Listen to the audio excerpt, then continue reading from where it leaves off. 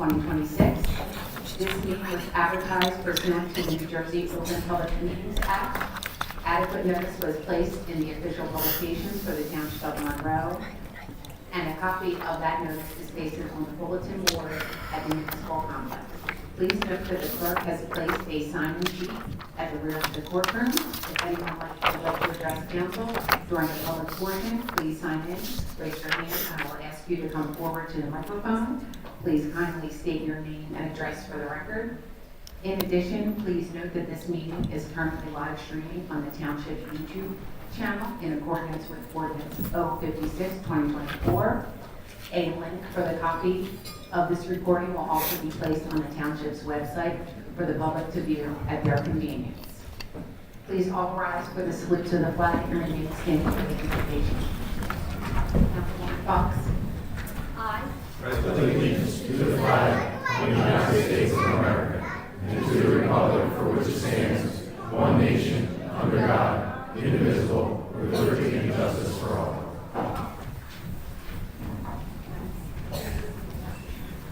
As we gather here today as the leadership of Marlborough Township, we pray that we are ever mindful of the responsibility we have to render service to our fellow citizens and to our community. Keeping in mind always the enduring values of life, exerting our efforts in those areas and all those things upon which future generations can build with confidence. Let us strive to continue to make Marlborough Township a successful community and lead with truthfulness, trust, and good character for the residents of Marlborough Township. Amen. Amen. Madam Clerk, please take roll call, please. Council President, Mrs. Adams. Here. Mr. Cope. Here. Mrs. Fox. Here. Mr. Heverly. Here. Council Vice President, Mr. O'Reilly. Here. Mr. Rossi. Here. Mr. Valentine. Here. Mayor Wolf. Here. Deputy Mayor Kurz. Here. Solicitor, Mrs. Grace. Here. Business Administrator, Mr. Dehart. Here. Director of Code Enforcement, Mr. Sebastian. Here. Director of Community Affairs, Mrs. Park. Here. Director of Parks and Recreation, Mr. Bruno. Here. Director of Public Safety, Mr. Rumpf. Here. Director of Public Works, Mr. Dilks. Here. Director of Real Estate, Ms. Basatsky, is excused. Chief Financial Officer, Ms. Boyer. Here. Police Chief McBride. Here. And myself, Municipal Clerk Eileen Chiselko. Thank you. Mayor, do you have any appointments this evening? Yes, I do. For the Municipal Alliance Commission, I'll be appointing Mrs. Marilyn Kurz. Consent Council. Madam Clerk. Municipal Alliance, yes. Sorry. Okay. This is the roll call vote on, I'm sorry, was it Marilyn Kurz. Kurz? Okay. Appointment to the Municipal Alliance Commission, which requires advice and consent of council. Mr. Cope? Yes. Mrs. Fox? Yes. Mr. Heverly? Yes. Mr. O'Reilly? Yes. Mr. Rossi? Yes. Mr. Valentine? Yes. And Council President Adams. Yes. Motion carries. And secondly, I will be appointing Mr. Matthew Scardino to the Planning Board alternate number 2 position. And I don't believe that's consent council. Correct. That'll conclude my appointments. Thank you. Moving on to presentations and proclamations. Chief McBride. Thank you. Please rise for the presentation of the color.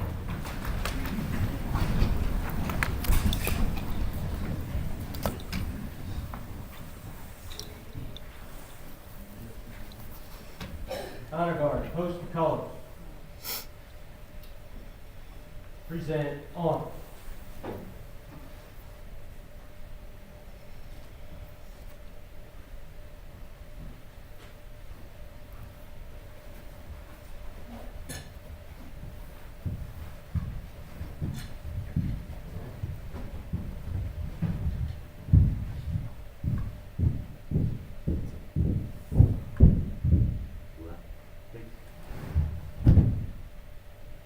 Order on.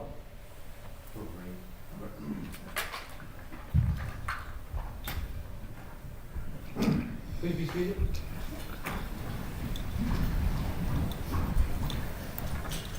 Hi, everybody. My coming.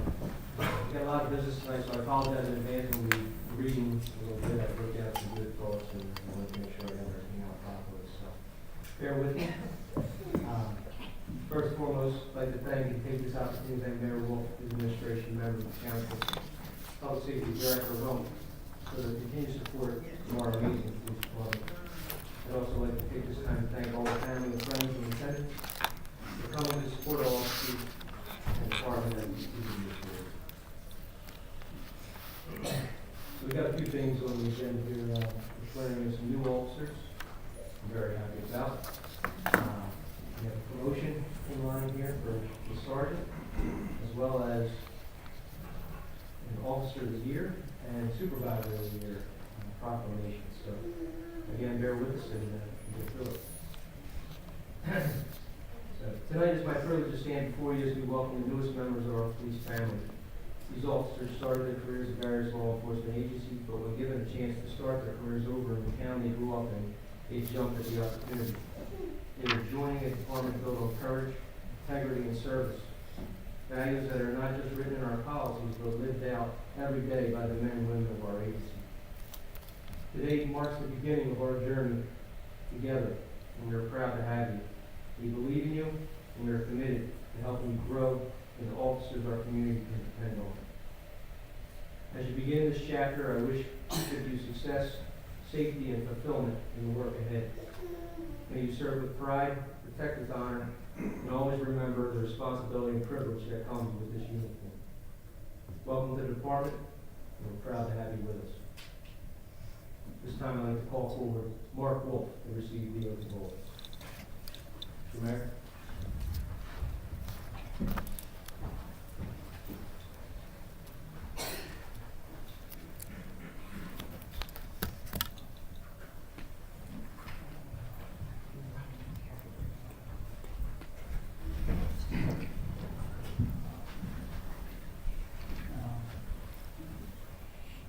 Raise your right hand. I state your name. Do solemnly swear or affirm that I will support the Constitution of the United States and the Constitution of the State of New Jersey, and that I will bear true faith and allegiance to the same, to the governments established in the United States and in this state, under the authority of the people, and I will faithfully, impartially, and justly perform all the duties of a police officer for the Monroe Township Police Department to the best of my ability. So help me God.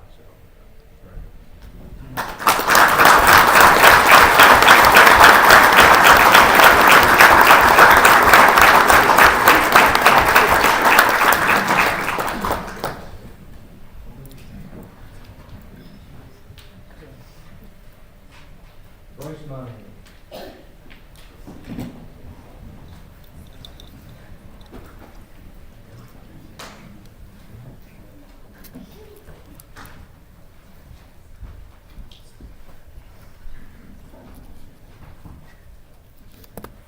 Raise your right hand.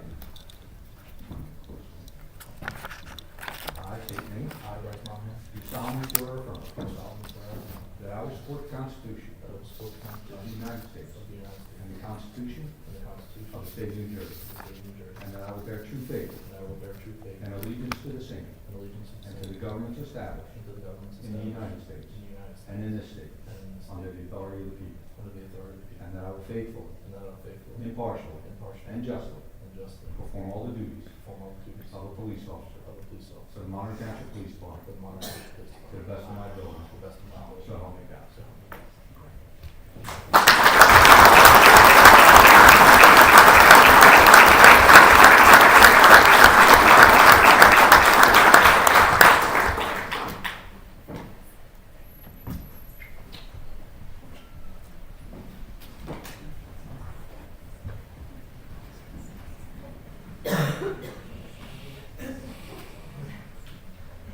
Kristen Hopkins.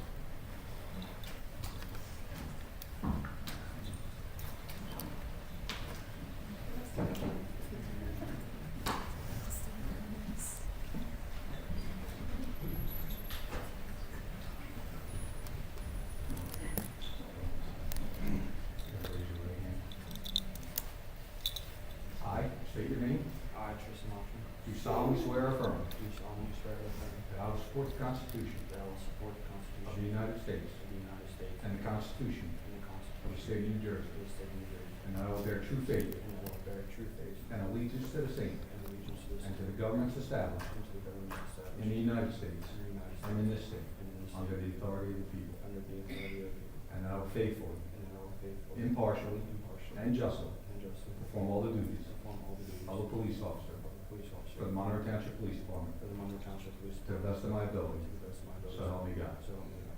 Congratulations.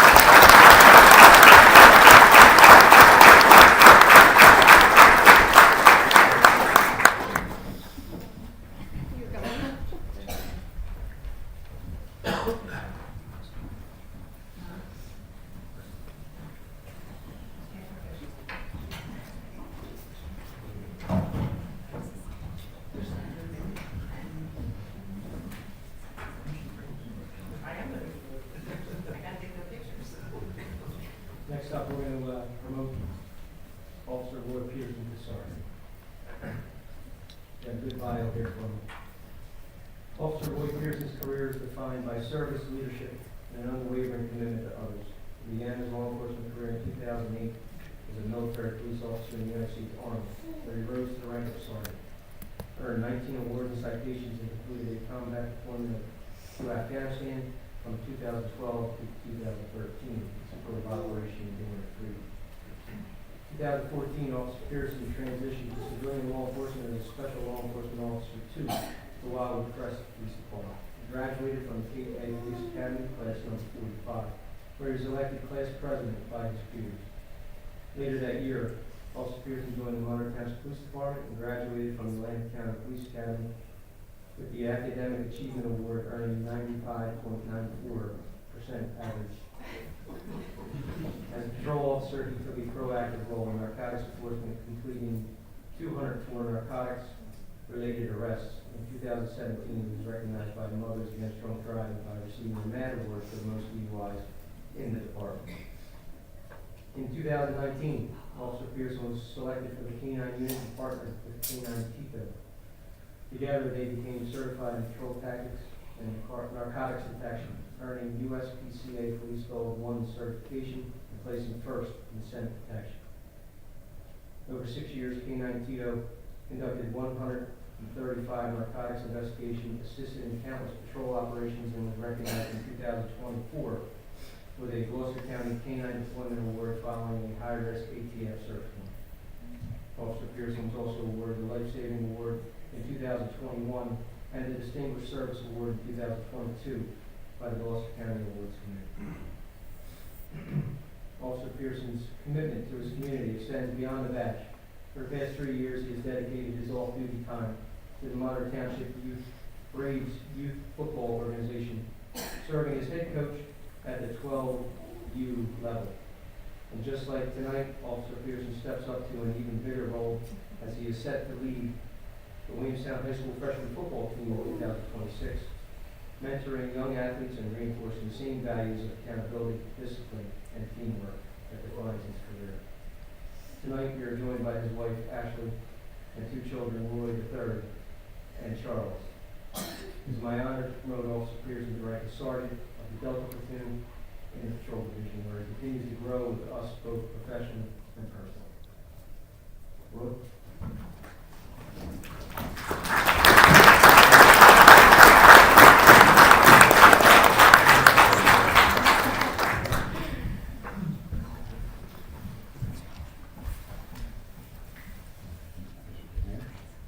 I state your name. I, Roy Pearson, Do solemnly swear or affirm do solemnly swear or affirm that I will support the Constitution that I will support the of Constitution the United States of the United States and the Constitution and the of Constitution the State of New Jersey, of the State of New Jersey, and that I will bear true faith and I will bear true faith and allegiance to the same and allegiance to the same and to the governments established and to the governments in the established United States in the United and States in this state, and in this state, under the authority of the people, under the authority of the people, and that I will faithfully, and that I will faithfully, impartially, impartially, and justly perform all the duties perform all the duties of of a sergeant for the Monroe Township Police Department for the Monroe Township Police to the Department best of my ability. to the best of my ability. So help me God. So help me God.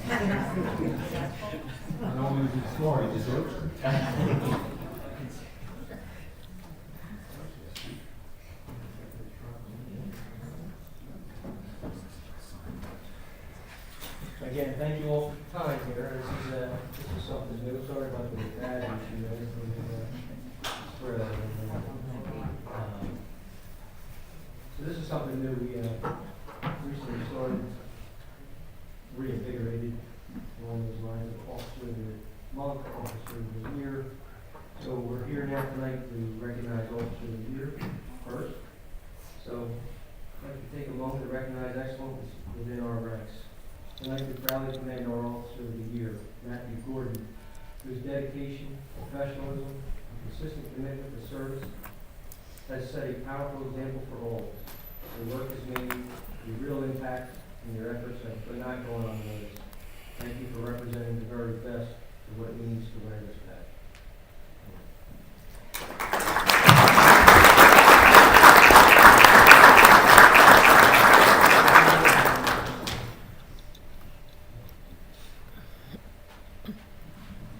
So with the township, we would also like to recognize Officer Gordon here with a Township of Monroe proclamation for the 2025 Police Officer of the Year. Whereas the Township of Monroe recognizes individuals whose dedication, professionalism, and service bring honor to our community, and whereas Officer Matthew Gordon of the Monroe Township Police Department has demonstrated exemplary commitment to public safety, integrity, and excellence in law enforcement during the year of 2025.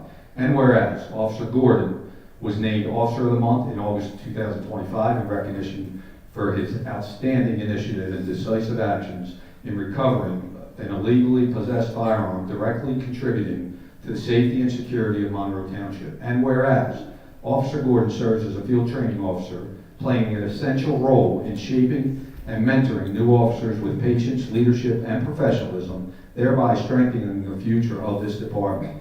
And whereas throughout 2025, Officer Gordon distinguished himself through a proactive work ethic, completing 36 arrests outside of his training responsibilities. Whereas in recognition of his extraordinary performance and commitment to the community, Officer Matthew Gordon has been honored as the Monroe Township Police Department's Officer of the Year for 2025. Now therefore, be it proclaimed that the Mayor and Town Council of the Township of Monroe, on behalf of all of our citizens, do hereby recognize and commend Officer Matthew Gordon for his outstanding service and extend our deepest gratitude for his dedication, professionalism, and contributions to the safety and well-being of our community. Presented this 11th day of February 2026, signed by myself as Mayor, our Council President, Councilwoman Denise Adams, our Council Vice President, Mr. Patrick O'Reilly, Councilman Brian Cope, Councilwoman Carolyn Fox, Councilman Donald Heatherly, Councilman Al Rossi, and Councilman John Valentine. Matt, it is an honor and privilege to give you this award, and we thank you for your service.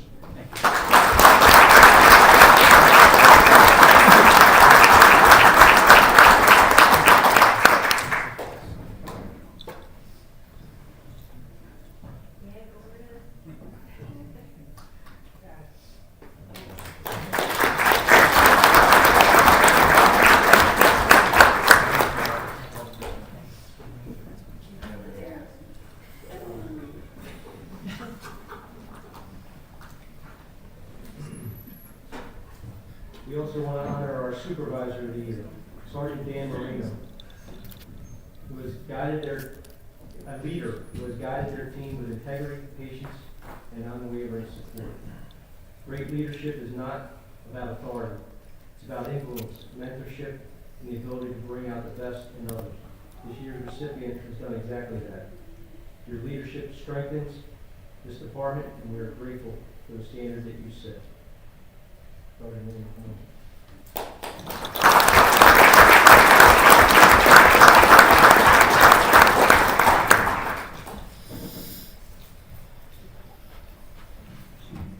And again, recognizing Sergeant Marino here, you know, even though we were talking about this not too long ago, it crashed into when I was a cop here, and I'm on a car, and somebody made a U-turn right into my car, and I'm talking over the road, but we forgot about that. We still got it. So, but this is so well deserved. Township Monroe Proclamation 2025 Police Supervisor of the Year.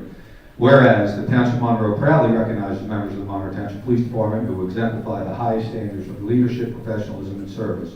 And whereas Sergeant Daniel Marino has been selected as the 2025 Police Supervisor of the Year in recognition of his leadership, integrity, fairness, and dedication to his officers' growth. And whereas Sergeant Marino has led his platoon with unwavering dedication, inspiring exceptional performance and operational success, and fostering a culture of accountability, teamwork, professionalism, and excellence. And whereas Sergeant Marino's commitment to the personal and professional development of his officers extends beyond the workplace, as demonstrated through his initiatives to promote health, wellness, and physical fitness, often welcoming officers into his home to train and strengthen discipline and morale. And whereas Sergeant Marino's dedication to the Monroe Township Police Department's mission, vision, and core values is evident through his daily actions, measurable impact on his platoon, and the high regard which he is held by those who he supervises. Now therefore be it proclaimed that the Mayor and Council of the Township of Monroe, on behalf of all of our citizens, do hereby honor and commend Sergeant Daniel Marino for his exemplary leadership, exceptional service, and well-deserved recognition as the 2025 Police Supervisor of the Year, presented this 11th day of February 2026, signed by myself as Mayor, our Council President, Councilwoman Denise Adams, our Council Vice President, Mr. Patrick O'Reilly, Councilman Brian Cope, Councilwoman Carolyn Fox, Councilman Don Heatherly, Councilman Al Rossi, and Councilman John Valentine. It is such an honor and privilege. I know this guy, I worked with him, and he's a great officer, so thank you for your dedicated service.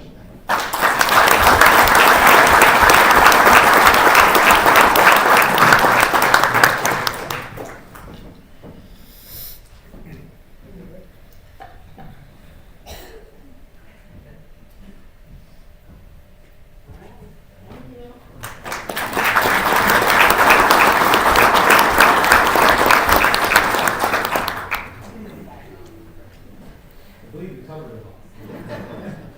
I do appreciate the time, and I thank everyone for being in attendance. It's much appreciated. It's a very proud moment for me tonight. New officers coming in and officers being recognized and being promoted. It's a great night for Monroe Township. So thank you again for all coming, and this actually concludes our ceremony. So.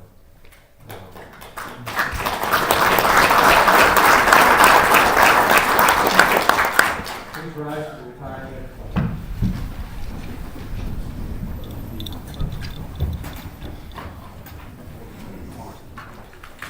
Honor going to retire the colors. Please. Present honor. Forward, one.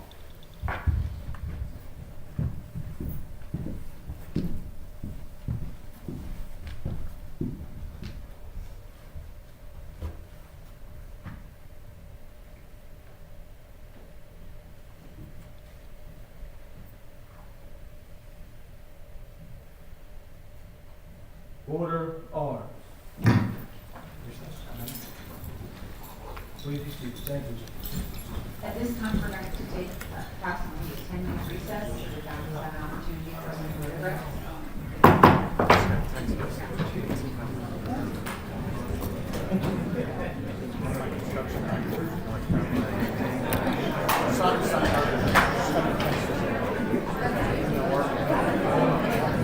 Where's the doohickey?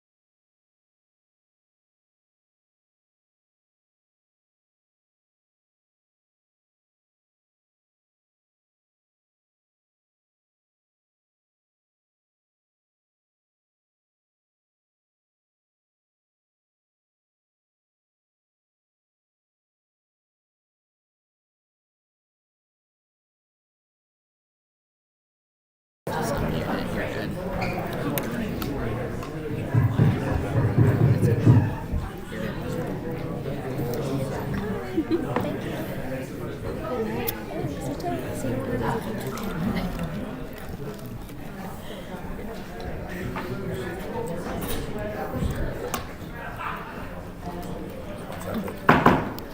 we're going to call this meeting back to order. Next, we have the Open Space Advisory Committee. Chairperson Len Fritz, are you here this evening? Please approach the group and make me move that back. Thank you, sir.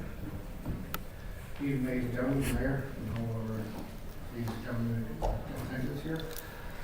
I am Len Fritz of the Open Space Advisory Committee. As you've been given copies of our recommendations from our committee for the year 2026. Has everyone had a chance to read it? Do you want to read it out loud, or do you have any questions or comments? I have a question. Sure. Remember me, what are we primarily focusing on at this point with one of the recommendations? We have the Duffy Trail. As I had indicated previously to Parks and Rec liaison to the council, that we had discussed it in length over the last several years. And Frank Salvador, who was on Parks and Rec at the time, indicated also that there was many issues with safety issues regarding the fields and the clearance from them. So as I initially laid out the trail around the perimeter, which would actually turn out to be wetlands, so it's an impossibility. I mean, we can do it, it can be done, it would be costly, you have to relocate the wetland somewhere else, most likely on the property, if they let you do it at all. Or you can buy credits elsewhere. There's several alternatives to doing it, but it's a long time and very costly. The other alternative was right around the ball fields themselves. But again, that's where we come in with the safety issue of all the ball being hit, somebody being whacked in the head, so the township for that. So it kind of, I threw it kind of back to the Parks and Rec at that point, because at that point, I actually looked at space and us as our resources, we were limited, we didn't have any other alternatives. The baby would have to come from the council through their engineer as to design and present the application to the right authorities.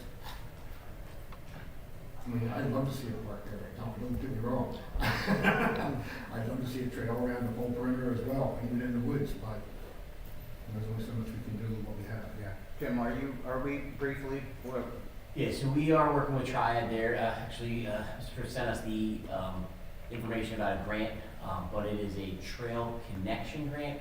So I'm not sure that that's going to be something that we'll make application for, because it might not even make it past the first round. Because they're looking for connecting like one location to another. So we're looking at some other options. What's that? We had a few of those in our mind too, we just got back and forth. doesn't the bike, and I might be wrong, isn't that Duffy, Clayton, doesn't the county have the green path anywhere in that area? Because they deem that the trail by their standards. The road, the highways. The green part on the roadways, Yes. they deem that a trail. Yes. Is any of that down at that intersection? I don't recall. I know the bike lane is on Tuckahoe Road, but I don't think it comes down Clayton. It doesn't come down the side. I don't believe it does. So if I could jump in here, it might be something that we can address with the county, because I know we're looking for some assistance from the county and possibly doing a shared service agreement regarding our amphitheater that we have grant money for. And then we had talked with Mr. Fritz about different projects that we see coming up. I mean, obviously we have a lot going on right now between Finn's Friends Parks, the amphitheater project. It would be really nice to kind of tie, you and I have had these conversations before, is trying to tie all of our parks from Owen Park, now that you're coming into the Dole Park, and the possibility of having an entranceway on Clayton Road when the amphitheater goes in, a bike lane or some type of trail from there down Clayton Road to Duffy Park would be fantastic. And then somehow if we can figure out how to link Duffy Park back into maybe Church Street complex and to the bike trail there. I know we were looking at different pieces of land that, we need to keep on that and, try to tie all of our park systems into one another. So when we leave, go for a jog, ride a bike, go from one park to the next, for those couple parks, and that's tied into where Finn's Friends Park is, like the community center. So it's really a good project for us to really look at and try to. We should, because in just connecting it all, really, you have the bike trail that exists that connects everything, down to Church Street, down to Finn's Park. And then that grant would make sense because we wouldn't be connecting one park to another with that, so. I think the only piece missing is that if we can figure out with maybe some county support to add the bike lane down Clayton on the right of way, So that will connect the dots. I did talk to the county years ago, and before the pandemic, so that's how long ago. That they had time, at that time indicated that as they go through Gloucester County and improve the county roads, any county road that will be getting widened will be getting, or is widened up already, that they can accommodate, will have a designated bike lane like they have done on top of the road. There you go. So in that sense, they were telling me that they didn't need any trails anywhere else because that was going to be their interconnecting trails with all the county roads throughout the county. But I still hold true to wanting to, expand on the bike trail to connect to other parks. And that was kind of what I was talking to you about, James, at one point. I know Pat and whoever else has been on the open space committee has all talked about it. I'm taking, because we already had the property, the rail trail was, that trail was based on railroad tracks. That goes all the way over to Camden County Expressway. correct. Camden County is already actively pursuing design now. They got a grant last year, and another one this year already, for them to design a stretch down through Winslow Township to actually come down right near where we would cross the expressway and connect that whole, and that would connect us all to Glassboro. Woodbury's already pushing down the trail down to Glassboro also. I think they have one leg left to go through Pittman and tie into Glassboro at that point. So it's in the works in different ways. I think we can make some other connections on our own that would help it. I think we would get support from those government agencies around us to help support it as well. I know- Yeah, again, we've had some informal discussions with county representatives about giving us access to Clayton Road from where the dog park area is, with giving us an access road to get back there, because obviously if you're gonna put an amphitheater back there, you need the vehicles in and out of there, so that would make a lot of sense. And if they're completing that project and we're doing a shared services agreement with them, meaning, hey, we can help you, can you help us?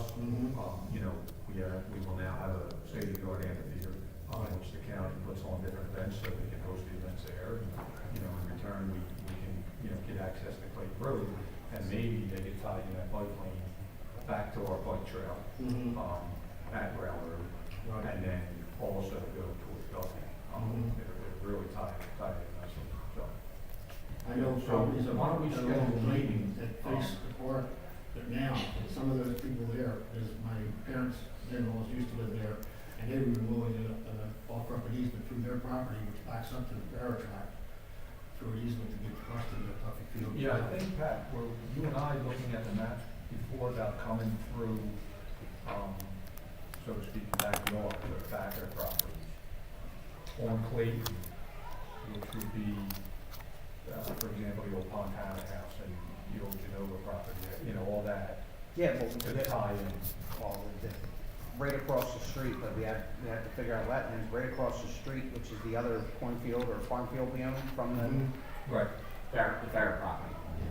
you go down through that power line and you're knocking on the door of the parking lot and the soccer fields. And we own most of that. The challenge is that power line / wetlands, last time I checked, that's all swamp. Yes. But that would, I mean, we're so close with that property connection, that the power line with the easement through there, or who owns that, and I don't know who owns that, to be honest. Last I remember reading the Linux City Electric. They actually own the property. That's what I saw years ago, but I don't know if that's changed or not, because I know they were dumping a lot of lines off, so. I think, I mean, what the mayor was saying, I think what we really should do is take a breath, schedule a meeting, go upstairs, sit down, throw the maps out, and Well, just not only that, but maybe we get. the relook at engineer it there. all. That's why I was getting ready to ask you, can we have the township engineer present? Yeah, we can get the engineer there to kind of go over it, and then that way they can start research those wetlands and all that, and kind of Because we need to lay put it a out. bridge across those wetlands, it'd be probably better for everybody, anyway. Get creative. There's many ways to do wetlands crossings and all. I've been reading up on them. I mean, it would be nice, listen, it would be nice to literally walk across, you got a crosswalk across the amphitheater, and you got a straight walk path, not along Clayton Road, Yeah. straight through, because we own that property across. Yeah, you can give us a call and, you know, set up that meeting. Okay. Get with Jim, because you guys are already emailing, wanted some stuff, so why don't we coordinate it with? What's that? Call him tomorrow morning. He's retired now, he's got all the time in the world. Alright, sounds You good. reach out to We'll give you me. more tasks to do. All right, we got anything else? No? Okay. Thank you very much for your time and attention. Thanks, Thank you. man. Have a good one. Moving on to matters for discussion. Does anyone on council have any matters they'd like to discuss this evening? Seeing none, we will move on to questions regarding resolutions scheduled this evening. Does anyone have any questions regarding resolutions? Seeing none, we will move on to questions regarding ordinances scheduled for this evening. Anyone on council have questions regarding ordinances for this evening? Okay. Moving on to the approval of minutes. May I have a motion to approve the minutes of the council meeting for October 22nd, 2025, council meeting November 12th, 2025, and the closed executive session for November 12th of 2025? Motion. Second. All in favor? Aye. Any opposed? Motion carries. We have no correspondence this evening, so we will move on to resolutions. May I have a motion to open up the public portion for resolutions scheduled for this evening? Motion. Second. All in favor? Aye. Any opposed? Is there anyone wishing to speak on resolutions scheduled for this evening? Please step up to the podium, state your name and address for the record.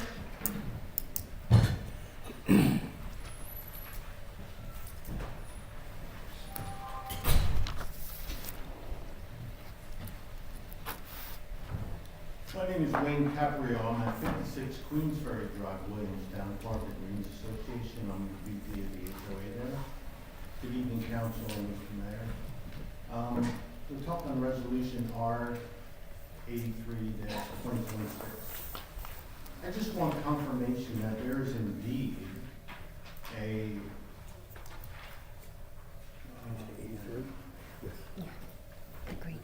Phase 1 release of a stormwater management performance guarantee of Phase 1 in the amount of $106,272. Do you recognize that?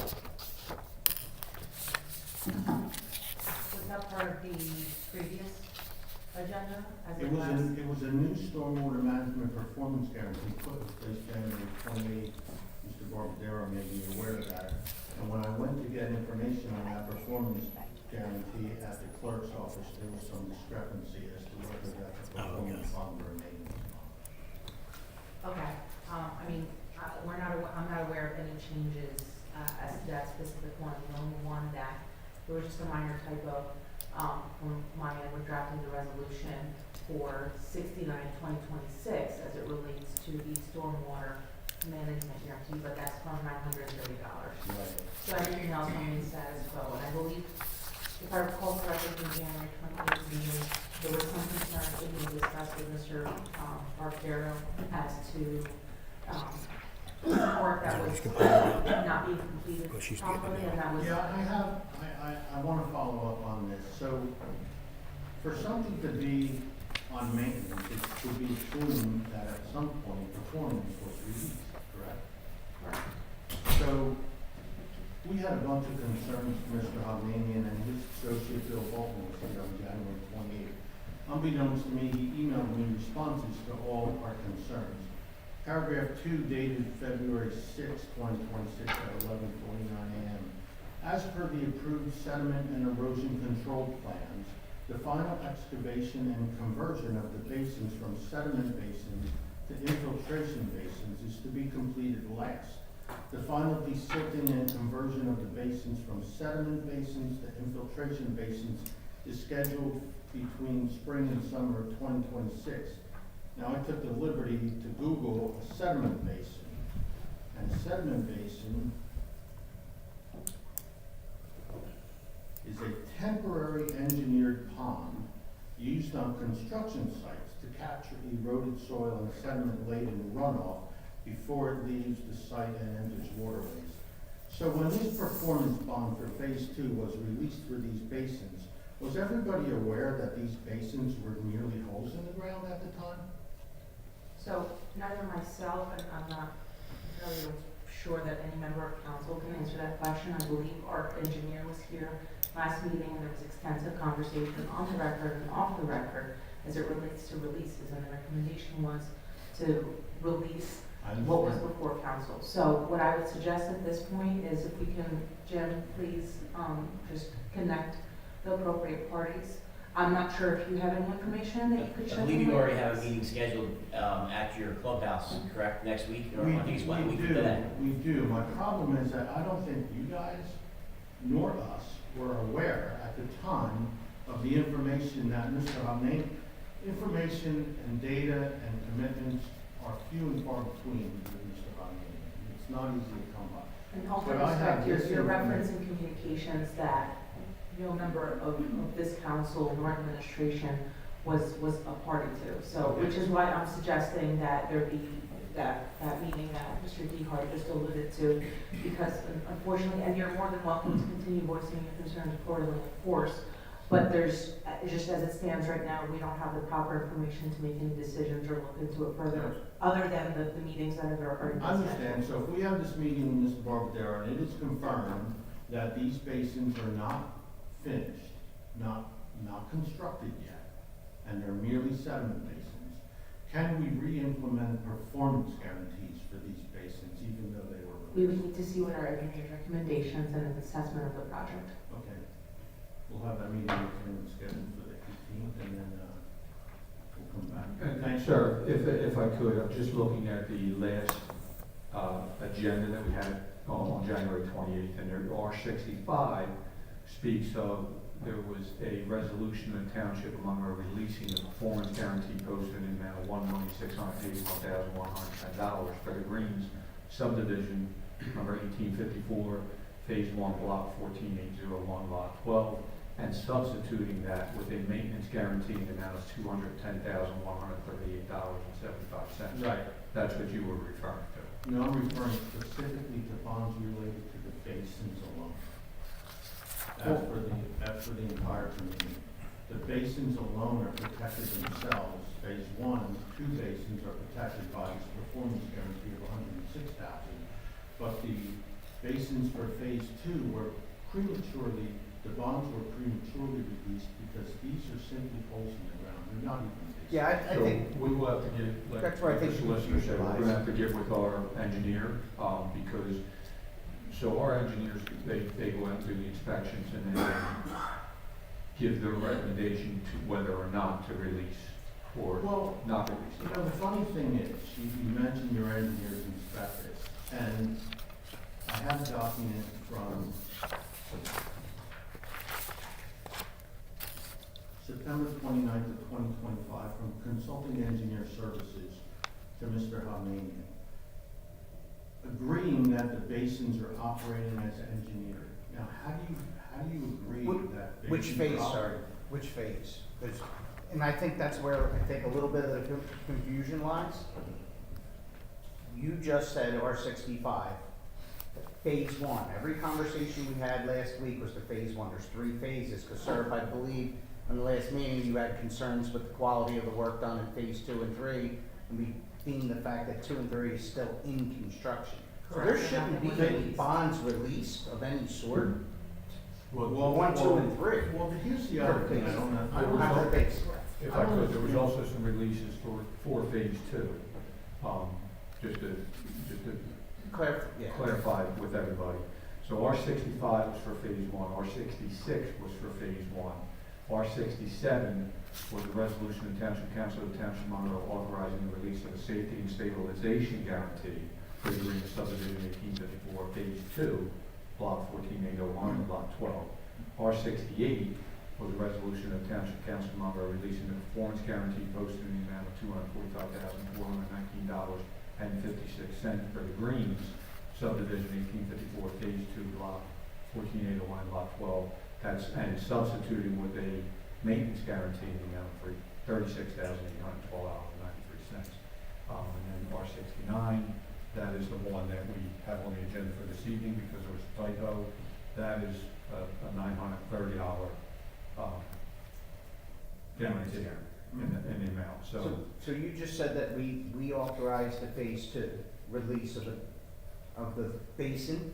No, Performance? acceptance. It's separate. Stormwater, I was just gonna say, stabilization is not the storm, is not the basin. Yeah, we released the Staging stabilization is totally different. If I recall, what Joe had said on the record, last council meeting, was that the concerns and the pictures that were brought forth to his attention were part of phase three.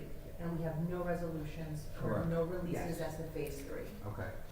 So just to be fully clear, which I think was the catalyst for setting up this meeting to discuss further delineations and future. But the recommendations that we had as of last meeting and what was voted on accordingly as per said recommendations was to make said releases because the areas were functioning as they had to be for those specific phases, whether it be one or two.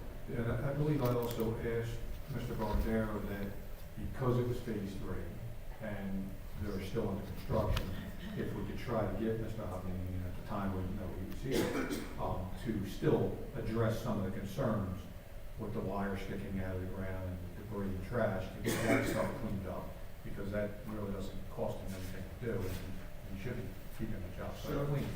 So Mr. Bill Bolton did address a lot of these concerns in my email, but I'd rather stay specific to these basins right now. I trust that the construction portion of this community will be completed. What I don't trust is that anybody knows what's going on with these basins. And my additional question is this. We've been told many times by engineers, Mr. Barbadero, Mr. Armenian's engineer, that these basins function together as a family.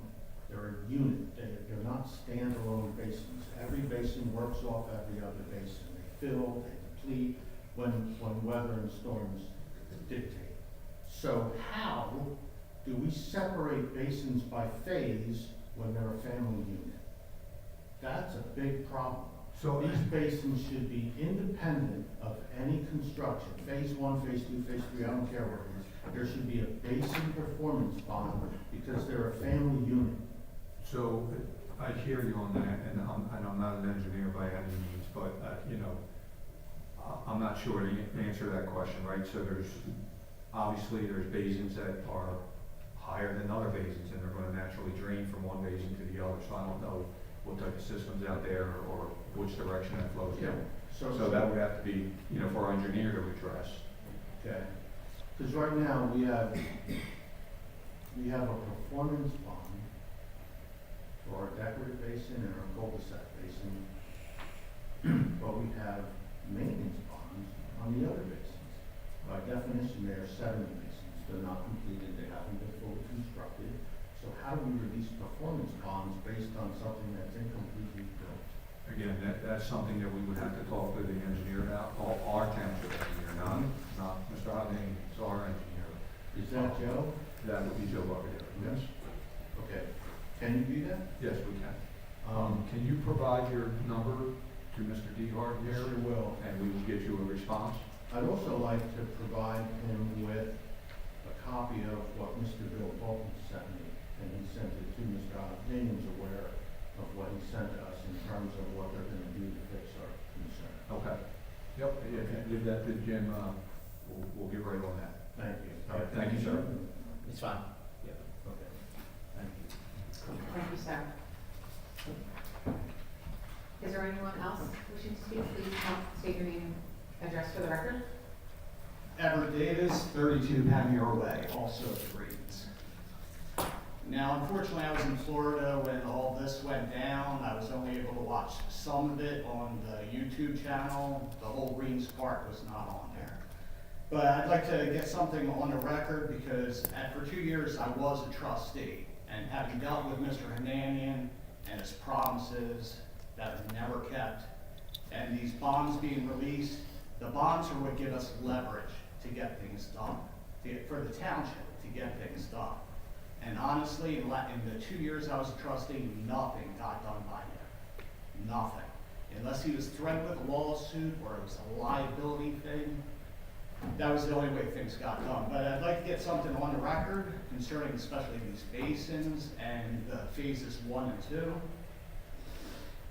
Okay, I'm submitting this formal record level objection to the proposed release of any bonds for phase 1 and 2 at the Greens based on long-term observation and documented infrastructure deficiencies. Releasing bonds at this stage would constitute gross municipal risk, regulatory non-compliance, and a transfer of substantial financial liability from the developer to the township and its residents. First, the stormwater infrastructure non-compliance, direct NJDEP and municipal code violations. Phases 1 and 2 contain 3 basins with critical function failures. The wet basin in the front, the decorative basin, something that should be simple to do. They completely failed at that. It fails to retain water as engineered. It undermines the sedimentation and the stormwater management functions. The dry basin on Queensferry, one of the basins in question. Now, basins don't have to be a construction official to know 72 hours water's supposed to disappear. This basin in question has had 3 to 4 feet of water in it for 2.5 years. It has never been dry. I mean, I don't know what they did with it, how they can release anything on a dry basin with water up to here. That's ridiculous. And finally, there's the last basin behind both Panmure and Prestwick Drive, which has not even had the soil or, I'm sorry, I don't know the word, what is it, yeah, some type of sand. It's supposed to have 18 inches of sand. It's directly behind my house. They haven't even done that. But the bonds were released for it. I would think that maintenance, any type of bond should not be released unless the work is done. And that's just on that. And after that, the additional infrastructure deficiencies, the risk to safety and fiscal responsibility. Independent inspection and vision verification demonstrate persistent systematic failures. The storm drains in our community have plus or minus 3 feet of construction debris, sand, dirt, rendering drainage non-functional. So we don't even really have to worry about the basins because the water from the storm drains aren't even getting there. We have rain and the water's coming up my driveway. But they come out and they poke holes instead of lifting up the grate and removing the debris. And this is on all the storm drains. It's ridiculous. Once again, that's been a 2-year problem. The builders failed to take care of it. The repeated street flooding under moderate rainfall demonstrates a direct hazard to both public safety and property. The sidewalks. Now, the bonds for phase 1 and 2, sidewalks are a part of that. Now, numerous documented cracks remain unrepaired after more than 2 years, violating both municipal sidewalk maintenance obligations and the bond. The curbs in the railways are improperly graded, allowing water accumulation and structural degradation. The clubhouse and common areas. Deficient grading results in standing water presenting slip hazards and functional limitations. The residential lot grading. Now this is really important. This is a 55 and older community. And we have people, I think our oldest is about 88. Now the middle homes have slopes that are on an angle, something like this, coming off of the person's patio. Meaning if they step off their patio, they're stepping onto a grass slope on an angle like this. I'm 55 and I'm in pretty damn good shape, but I wouldn't even step off that, let alone an 80-year-old person. How that was approved or got by the engineers or the inspectors, I would love to know. Now, the deficient grading results in standing water presenting slip hazards and functional limitations. The residential lot grading has extreme slopes which present immediate fall hazards and liability exposure for the township. Another part of the bonds, the phase 1 and 2, were the tree planting. And this has been a thorn, I don't know if I can say it, a thorn in my ass the entire time I was a trustee, because what they did was they came out, they drilled holes into the clay.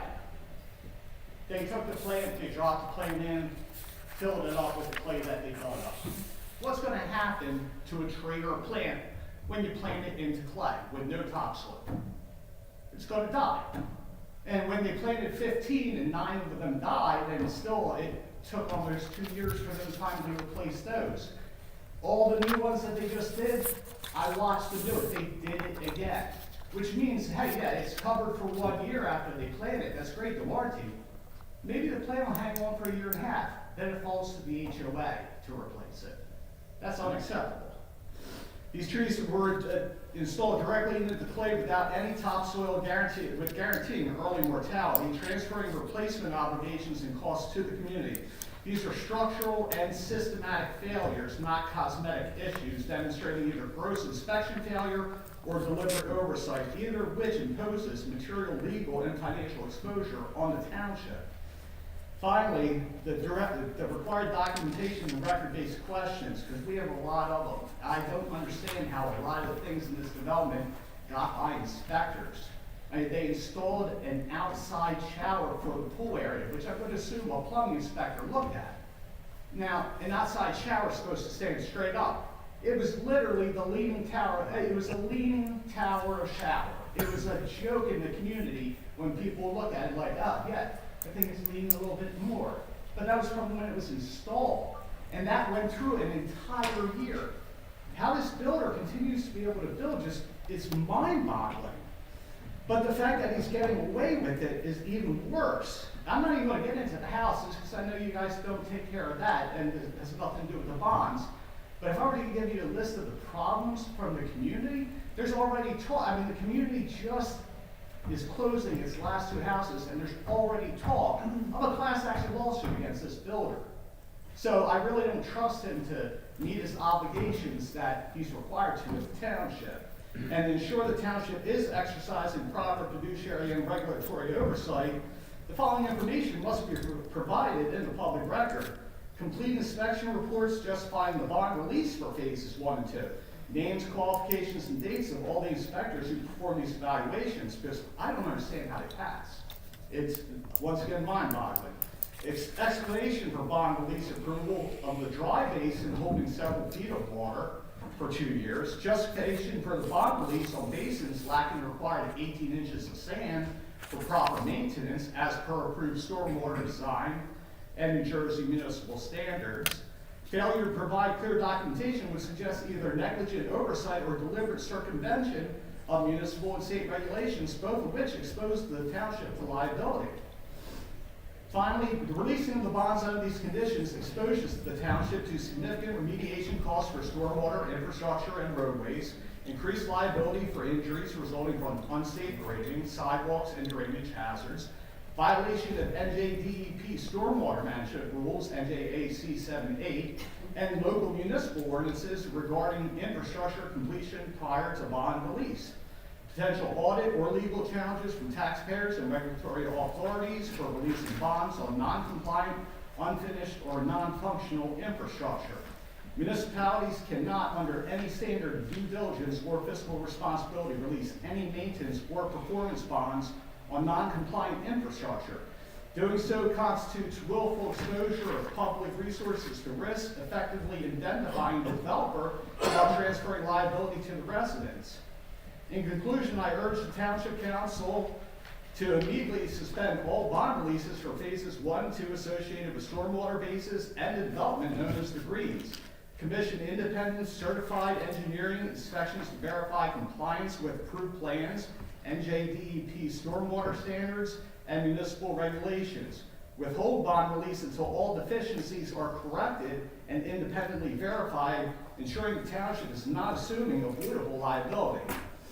This objection is submitted to establish a clear public record of documented infrastructure deficiencies, regulatory noncompliance, and the associated financial and legal exposure to the township. I understand the importance of the township being friendly with builders. That's completely understandable. This builder built you 255 and older communities, brought in taxpayers, did not bring in kids to the schools. Mayor Wolf, you're the one who told me that when you were breaking the ground. And I thought, wow, that is a genius idea. They should put these things all over the place. That would be great. No more higher school taxes. But in the case of the Greens, that balance is tipped too far in the builder's favor at the expense of the residents and ultimately the township's own financial exposure. I just want to close with this because I was watching this on my phone in Florida the last meeting. I watched the recent planning board or council meeting, whatever this is called, I'm sorry, remotely while in Florida, during which a board member publicly thanked Peter Fanandi for attending, suggesting that his presence demonstrated how much he cared. From a resident's perspective, his presence demonstrates something far more practical, an effort to secure bond releases as quickly as possible despite unresolved and highly visible deficiencies. So, I also have all of the documentation of state laws supporting everything I said. If you need a copy of it, I'm more than happy to supply it. But inspectors are just, I mean, I've never been in construction, I'm law enforcement in the military. But I can look at a basin that has 3 feet of water in it and know it's not supposed to be that way. And worse, the deck of the basin that's supposed to hold water can't hold water. But of course, Peter Mannion 3 separate times had his engineers brainstorm a solution to fix it. Still hasn't been fixed, but the bond was released on it. That's what worries. That's it. So, Thank you. Sir, if you could, I don't know if you have that electronically, all your notes there. Yeah, I could. So can you send that to us? Because obviously it's a lot, that I know, I'll speak for myself, but I think I can speak for council too. None of us are experts in that specific field of engineering. I know we deal a lot with these bonds and release, and, a lot of times decisions are based on our professional and expert opinions. But if you could do that, if you could send that to us, we can then at least try to track down each one of those items. Sometimes certain bonds don't cover certain things, so we can kind of go step by step and try to figure out what. Well, a year ago, I got the copies of all the bonds that the township got, so I'm fairly well versed on that. Right. And I'm sorry, even sidewalks that for 2 years they were aware of that crap. Yeah, so if you could send us that, and then we could sit with our engineer and go line by line on each item and try to address each item and see where that stands and what bond that actually falls under, if that bond was released, if it wasn't released. I know last meeting, January 28th, there was a lot of discussion of, that the bonds that were being released were phase 1, phase 2. I believe the information that was addressed at the last meeting were items under phase 3, and that's kind of the discussion we had this evening. But if you give us that, we can try to track down, and you have the specific locations. I know you were going through, number one, the wet basin that failed to retain the water. If you can give us the specific location of that, I believe I know it, that's the one that's on Fry's Mill Road, Yeah. right? So, number 2, you had the dry basin, not draining, that has the 3 or 4 feet of water. I didn't catch the roads. So if you can just send us that, and then I know you had the third one, and one of the major issues, and, I think it should definitely be looked into, storm drains that are filled with material. To your point, that how can water get to the basins if they're all clogged up there? Is that a tactic that developers use? I don't know. I would hope not. Well, the developer was made aware of it 2 years ago when I was a Yeah. trustee. So So they that's came all- out, like I said, they poked holes in. Yeah, and that's all items that That's we would give to the ridiculous. engineer, so we can send people back out there and inspect those items like that, and then see where they're deficient. So if you could send that to Jim as well, that'd be great, and we'll start addressing that, list, one by one. All right, great. All right. Are you part of the meeting next Wednesday? No, I'm not, just residents. So if I can just get your email. so- Yeah, absolutely. Mr. Davis, you noted as part of your discussion that you wanted some records as well. I would just encourage you to file an appropriate over request. Oh, I already got it all. Sure, okay, just making sure because it was addressed in your letter, so. And I gotta tell you guys, I came from Gloucester Township and dealing with the Gloucester Township Municipal, it sucked. Eileen right there, give that girl a raise. Give the girls in the tax office a raise. Every time I've come to the township clerk to get, an open request, do anything over the last couple of years, helpful. Something I never got in Gloucester Township. I mean, you'd walk into Gloucester Township, it would be like you were asking them if you could keep their dog. Eileen, a godsend. The girls in the tax office, I had problems with the way the whole 5-year abatement worked. Because needless to say, Manny didn't explain it to any of the buyers there. We all thought the first year was free. No. Abracadabra, you had to pay taxes on the land. We weren't told that. tax office terrific. So really give those people a hand. Thank you, sir, appreciate it. Thank you. Given the conversation, do we want to make a motion to table that resolution? That resolution was already passed. No, the one that's before council tonight. So this resolution that's before council tonight is amending a previous resolution that was already passed. It was literally a minor So typo. it's a typo resolution? Correct. Okay. Yes. Then I'm all right with that? Correct. So long as, because it's a typo, and we're not Yes. actually, And it's been addressed by RDE, and discussed internally as well. okay. So there's no way to get that bond money to stop from going to him? And here's that Everything was, leverage. there was extensive conversation, extensive recommendations made by RDE and honestly, we're talking about last meeting's agenda at this point, because the resolution that's on tonight for the Greens is to remedy a previous resolution that was already passed. Yeah, the typo, I know. Correct. But if you could send us that so we can, we're still gonna follow up on this, and we're not gonna leave this, you know, as a dead issue. We wanna follow up on this stuff. Yeah, because watching what happened to Sterling Glen, and their one basin, we had 5. And that was pretty good from the trash, I'm not scared of that. All right, thank you. All right, thank you. Thank you. Is there anyone else wishing to speak on resolutions scheduled for this evening?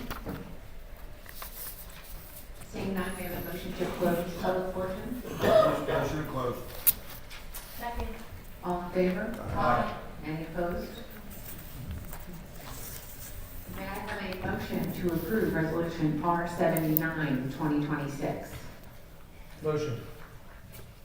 Second. I should read that probably. Yeah, Resolution R79, 2026 is a resolution authorizing closed executive session of the Township Council of the Township of Monroe to discuss matters falling under pending or anticipated litigation subject to attorney-client privilege pursuant to NJSA 10:4-12B, Part 7. So, all in favor? Aye. Any opposed? Okay, at this time, council will hold a closed meeting, which the public shall be excluded. Council will reopen the public, will reopen to the public before adjournment to advise if any action is taken.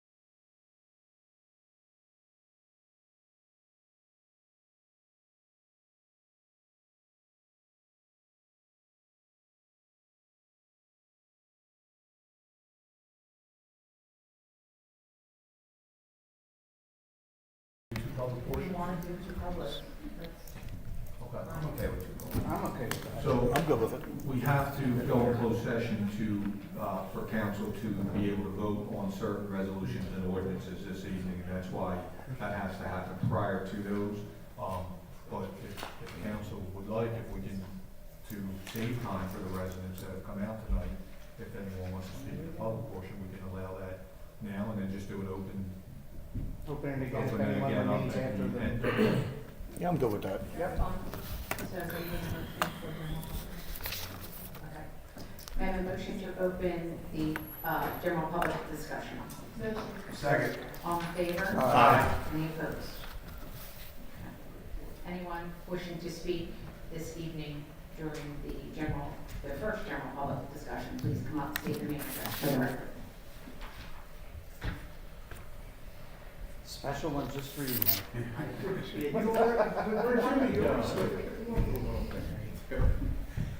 Thank you. My name is Michael Lashley. I live at 313 Aberdeen Road. I apologize, I get older, I get cranky as I get older, you know. So, I think we're still, the budget isn't approved this year, right? We're still, you guys are still No. working on it really hard, right? Yeah. So last year, this is my session I like to call begging for dollars. So I'd like to come before, I came a little bit too late last year, Carol, when they were doing this, I'd come a little bit earlier, and so I do that, please, as a council too as well. So, what, and for everybody new too, Al, I think I write this stuff as well, as much as I can. What were, you too as well, I think that's over here. So, I remember one of my best memories we had was when I was like 6 years old, and we would walk down to the neighborhood playground. And neighborhood playgrounds are so important. And I'm sure anybody out there in TV land watching this, who's my age and has a little gray hair, is going to remembers, because we do a lot of things for structured playground. And we have a phenomenal Parks and Rec. And we have organized football, and we have organized baseball and everything, but so much gets learned in unstructured play. And neighborhood playgrounds provide the great opportunity to just go and play with a swing set and make new friends in your neighborhood, and to get out of the house. And I love, listen, we have a great Owens Park. We have a great Mazda Duffy Park. The problem is, I don't know any 6-year-olds that can drive yet. I don't know any 6-year-olds that are going to go take one of our, we talked about our bike lanes and everything, that mom and dad are going to go on a bike lane to go bike 5 miles to go to work. And when we don't have community playgrounds anymore, and I get why we move away from that. I get it. You know, when I was a kid, every neighborhood, in order to build a neighborhood, you had to have a public playground in your neighborhood. These spaces don't exist.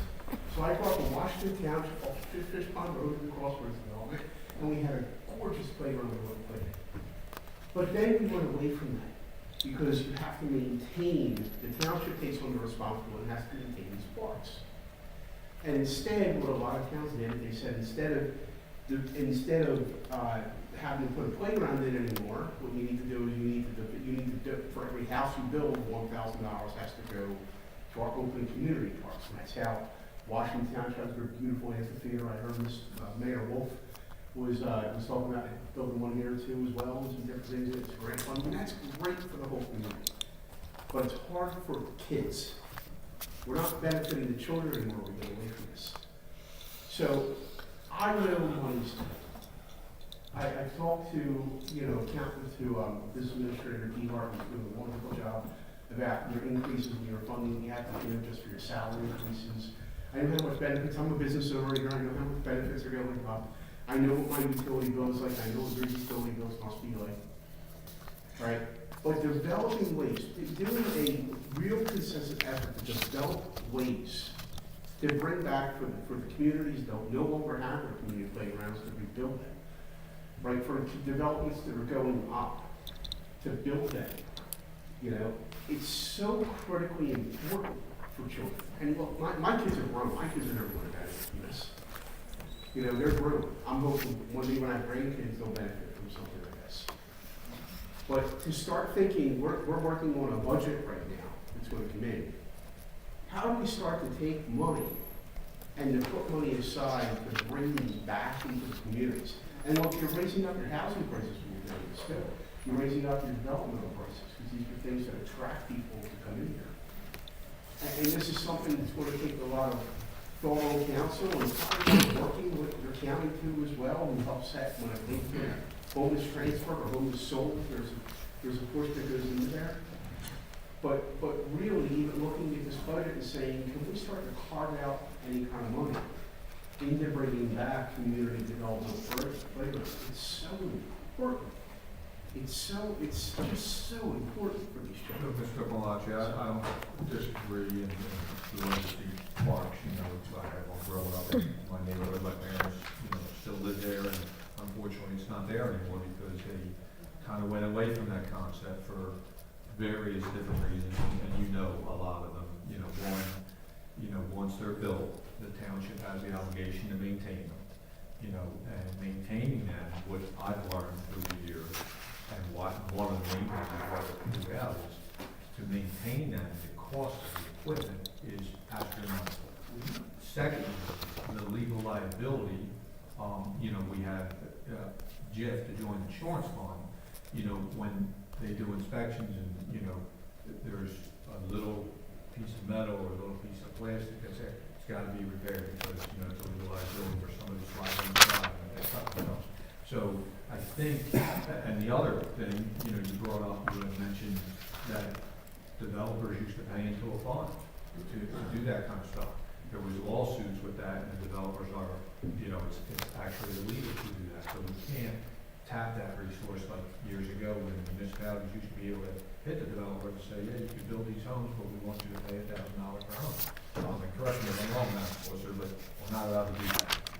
You know, there's case law on that now, so we don't have that luxury that past administrations had with that. So, you know, I think years ago, prior to me even being on council, they started just putting money into the actual parks, you know, Owens Park, Duffy Park, you know, Finn's Friends Park is all, you know, $750,000 grant that we received, and it's much easier to manage those specific parks. There are still some of those, they call them top lots, in our community. Probably, Joe, you'd be able to answer three. Three, Forest Hills, Green Meadows, and, Kimberly West. Kimberly West. And technically Oak Street's still there. And Oak Street's still here. So there's four, you know, we used to have them in Chelsea Farms, and we used to have them in Newberry Farms. You know, we had them, and the other problem I see now is because of the explosion with housing, there's so many more new developments. If we were to put parks in every single development, especially all these new ones that come in, you're talking about, you know, one, money to actually put it in and fund it. Two, legal liability, lawsuits, you know, maintaining them is another issue. And then also manpower to get out there to cut the lawns and, you know, do the upkeep and do just daily inspections on them. You know, so you're talking an enormous undertaking, and I believe that is the reasons why the powers that be prior to me made those tough choices to say we can't do it any longer because, you know, the tax dollars that is going to be needed. And if we continue to go down that path, it's just going to keep growing and growing, just like our healthcare. You know, this year alone, our healthcare is going up $1.5 million. That equates to 4% almost on our taxes. You know, so, you know, it's, when you're talking about supplying healthcare or supplying, you know, top lots, when we have three parks that are, well, we have two now, one more will be, you know, it's going to be tough thing to do. And you know me, I'm keeping it straight, I'm keeping it honest with you, and that's the reality of it. I wish we could wait the next long and come up with $2 million to do it, but $2 million isn't going to do it because just the maintenance and the insurance liability alone will eat that up, you know, in just a couple of parks. You know, the park that we're putting in, the equipment is astronomical. It really is. And it's changed. Mr. Mayor, I totally appreciate how difficult this is, and I totally appreciate the budget complexities that you have. But every year I'll come, and every year you'll tell me no. And every year I'll plead, and every year I'll say, pretty please, this is really good. We love you, Mike. I know you guys do, and I hope that maybe there's a task force or something, maybe there's different things you do, try just explore a little bit more. But I really appreciate your time, and I especially appreciate you sitting here and having a little gray hair, and go to Japanese a little bit, so I can go home now and do my food juice and have myself food juice. Okay? Thank you, I do want to say one thing, Mike. I mean, listen, I agree with everything he said. I mean, we grew up in all the top lots in general. But is there an opportunity, you know, Al, that's your development on my list. Is there, if the community's that interested, is the community interested in figuring out, taking ownership and doing it? I mean, we do have the open space land. I mean, none of us we have the one.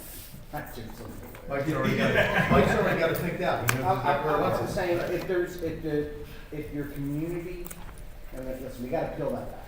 That's all I'm saying. If the community's that interested, then maybe there's something we could figure out that You're so, you know, great I'm association. assuming they would have to, you know, in a lot of developments now, I mean, you saw, you know, a couple of HOAs speak tonight, you know, I'm an attorney, our attorney's probably is that, but they would probably have to form some type of HOA to have funding, Yep. A, to do it, and two, to maintain it, and three, to, you know, have the liability insurance for it. Yep, I know. So. I should have been an attorney. You can still exhaust the option. Legal before side gate, side attorney for the All right, thank you, everyone, I appreciate your time. Thanks, Mike. Is there anyone else that wishes to speak before we go into closed executive session?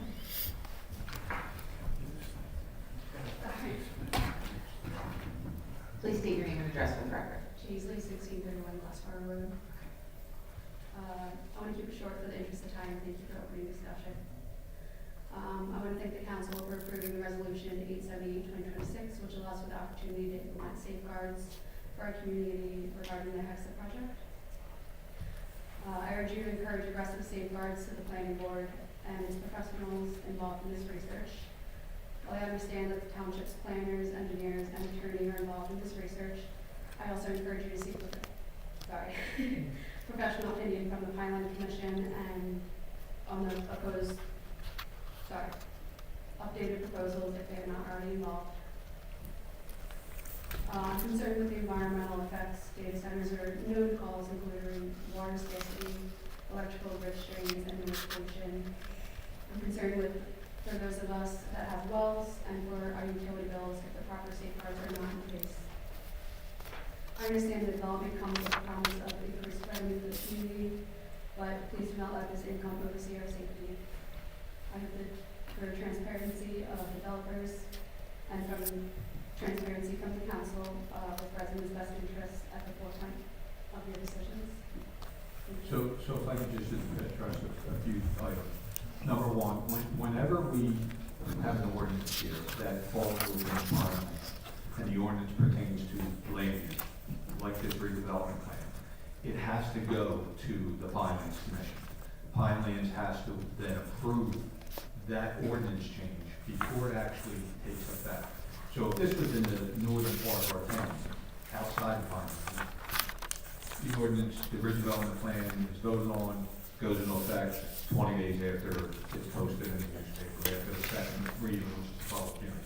In this case, we have the first reading, we have a second reading, public hearing. Before it actually becomes law, it has to go to Pinelands. They have to review it to make sure that it's in accordance with their regulations. And then they send it back to the township, and then it gets posted in the newspaper. Correct me if I'm wrong, Madam Clerk. 20 days after that, it becomes law. So it will have to go in front of the Pinelands. Even if we make amendments to it, those amendments still have to be ultimately approved by Pinelands. So what I can tell you is the first redevelopment plan went in front of Pinelands and it was approved.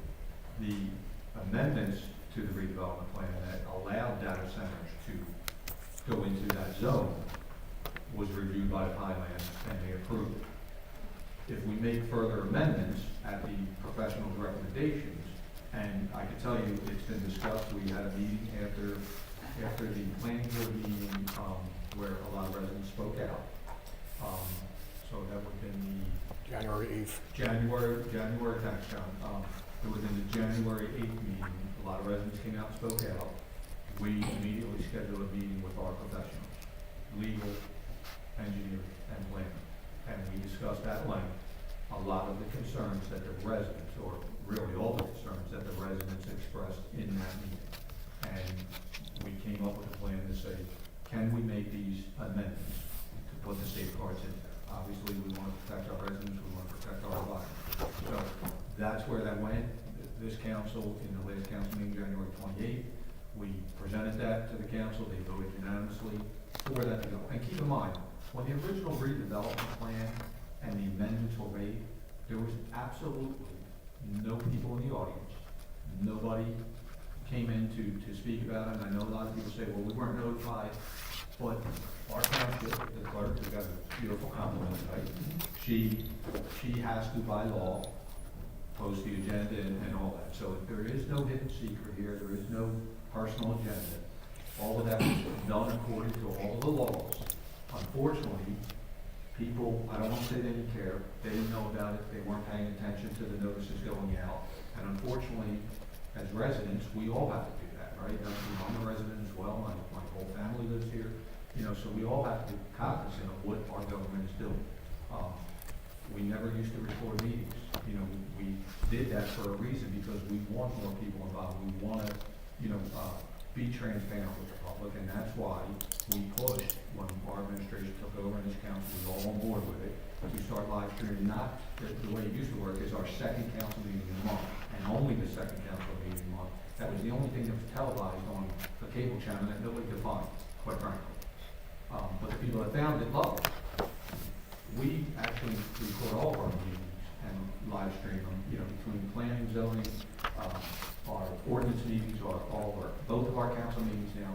So, and that is to have the public more accessible to what we're actually doing, because we want to hear if people don't want something or this or that. Now, there's obviously laws that we have to follow, and certain things, people may not like the answer, but we're not going to violate those laws just because somebody doesn't want something. But if we can enhance those laws to add safeguards and protections, like you addressed, water usage and electricity grids and things like that, and if we can address those environmental impact studies and things like that, if we can address all those and put those safeguards in, and tighten up the law, so to speak, then that's what we have to do. And that's what's being done now. That's what's being investigated by the professionals. We're hoping to have a response from them at the March 2nd planning board meeting. And then what will happen is the planning board meeting will take action on that. Then it gets kicked back to this council to either accept those recommendations or deny those recommendations. And then once that happens, it will go to a first reading, a second reading, public hearing where the public can attend and address the changes in that ordinance. And then whether that ordinance gets adopted or the new redevelopment plan gets amended, we'll go from there. But, we are making moves to try to ensure the public that, we hear your concerns and we're going to try to address those concerns with the professionals and expert opinions. And in saying all this, the application, I don't know if you were there, the preliminary application that was approved by the planning board was not for a data center, it was for warehousing and distribution. That doesn't mean that they're not going to try to attract a data center, because I'm probably certain that they probably are going to try to attract anybody that they can get to come fill their building so they can make money. But there is no hidden agenda here. We are very transparent. I don't know if you're on social media. I'm newer to the community, and I saw your post, so I wanted to call my notes, not up for discussion until March, but while it's being reconsidered, no one was. Yeah, I can't be on there 24/7 like some people be on there and play with them and all that. And I'm not trying to do that, but I have a life, two, I have a job, and three, I have a lot of other responsibilities being as mayor. So I don't have time to be on there 24/7, but when I get on there, I try to respond to everybody personally, with the facts, and be nothing but transparent on it, whether people like that or not, whether they like my responses or not. That's the truth, that's the facts, and we're not going to violate law. So if the law changes, well, then we're going to make decisions based on that new law. So I hope that answers a lot of stuff for you. Yeah, some of the concerns were based on things that weren't explicitly stated in the post. I wanted to make sure those were considered. Yep, thank you. Thank you. Appreciate it.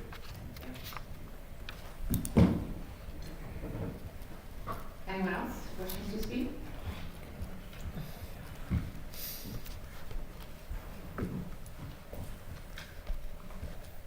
Members of council, I'll be brief.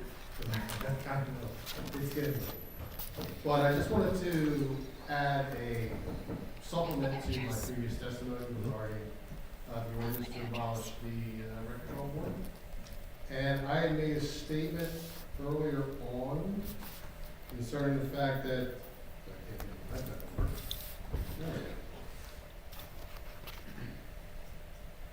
concerning that the Department of Community Affairs is the group in charge of administrating the state's rent control.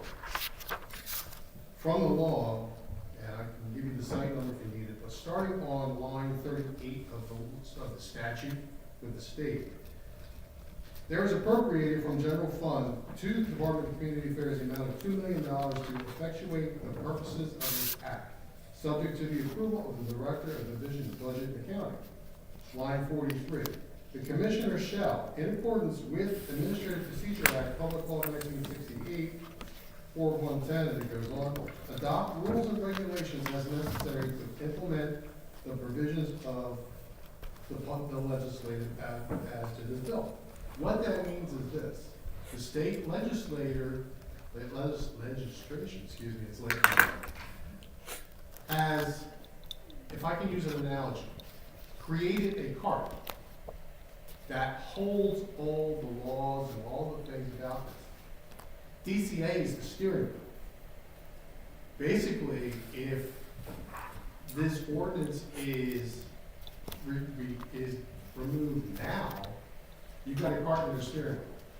I'm not asking you to not remove the ordinance. I recognize the fact that the validity of it in coming to a settlement. All I'm asking for is for council to delay that action until the steering wheel gets installed. Until the Commissioner of DCA takes action, promulgates administrative code, so everybody knows, okay, this is the game plan going forward. We're gonna do it this way, this is how it is, this is who you call, this is who you talk to. Right now, there's nobody to call. I mean, let's be honest, that's where we're at. And I understand, I understand the settlement that it's needed. All I'm asking is, we need a steering wheel. That's the only point I'm making. Thank you very much for your time, and have a great night now. And Mr. Fuda, just real quick, my office will contact the state to try to answer some of those questions that you have regarding loose steersmanship. Right. Okay? Yeah, thank you very much, Eric. Anyone else wishing to speak this evening? Seeing none, may I have a motion to close the general public portion? Motion to close. Second. All in favor? Aye. Any opposed?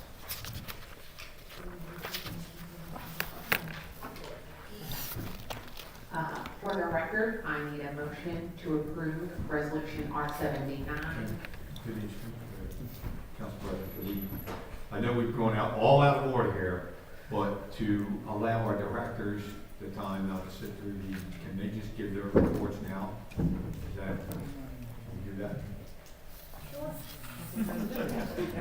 Since we're out of order.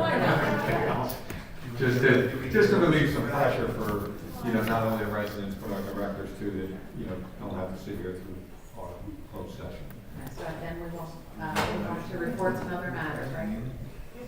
Reports and other matters. Yeah, if we could.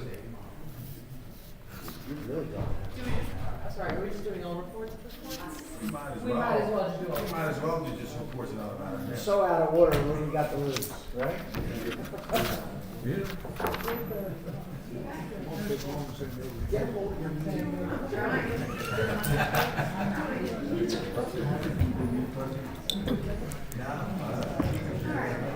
Eileen, we're going to move on to reports and other matters.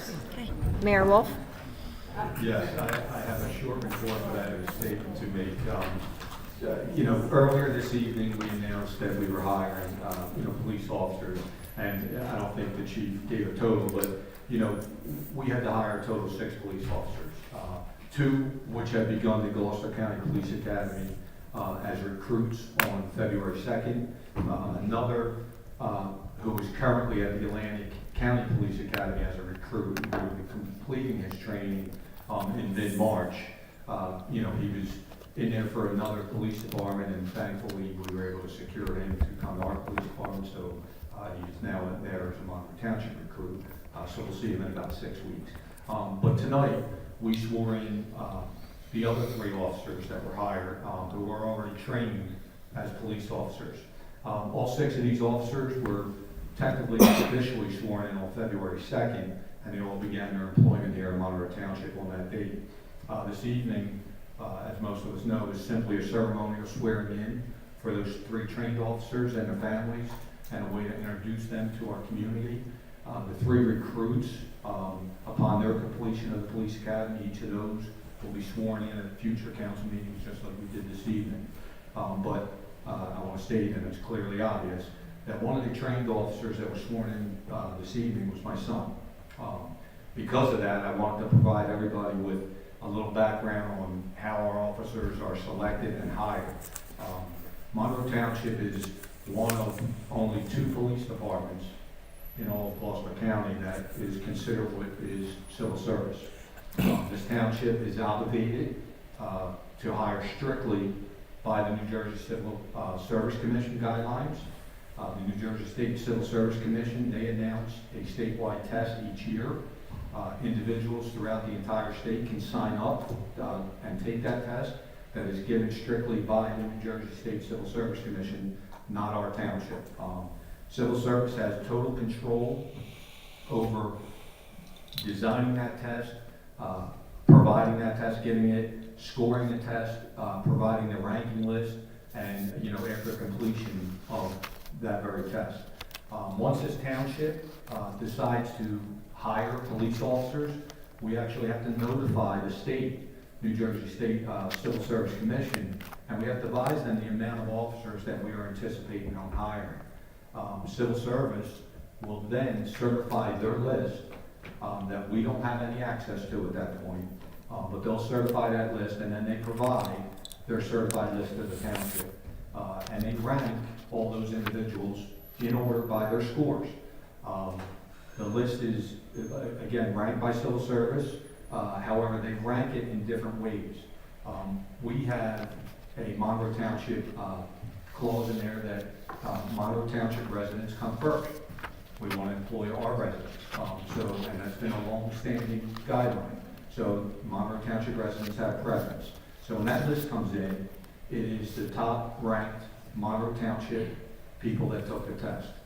It is then ranked by all the residents in Gloucester County that took that test. And then that's followed by all the state residents in New Jersey are then ranked accordingly. So Civil Service, they also have specific guidelines for hiring from their list.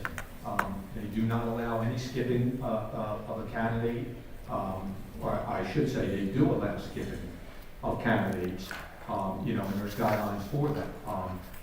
For example, you can skip a candidate if they have a medical issue, a psychological issue, a criminal background.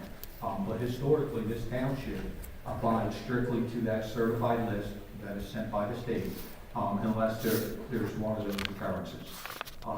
Civil Service does not send us the entire list because, they have these rules about skipping people and all that, so it's not like you can hire one guy and pick number 20 on the list. That's not the way it works. You go in order of that list. So they don't send us the entire list of all the rankings. They only send us a percentage based on how many we're going to hire and how many we request to hire. So because of those tough regulations, on skipping, in this particular instance, we needed to replace a total of 6 vacated police officer positions from either people who have retired recently or some other reason. I know we had 1 or 2 officers that have left to either go on another department or go someplace else. So we advised Civil Service back in November that we intended to hire 6 police officers. There's a need for it. There are already vacated positions, and we're shorthanded. They certified that Civil Service list, and they sent us the rankings. My son happened to score and was appropriately ranked in the number 1 position in Monroe Township. He scored a 97.22 on that test. He was also ranked on the county list as number 1 in Gloucester County for the highest score there. He was also ranked on the overall state list in the entire state of New Jersey. He was ranked number 3. But again, because of the residency preference in Monroe Township, we won't even get to that state list because the people that were on our list are qualified, and are higher. But due to my son's placement on this round of civil service certification, I immediately and totally recused myself from this process.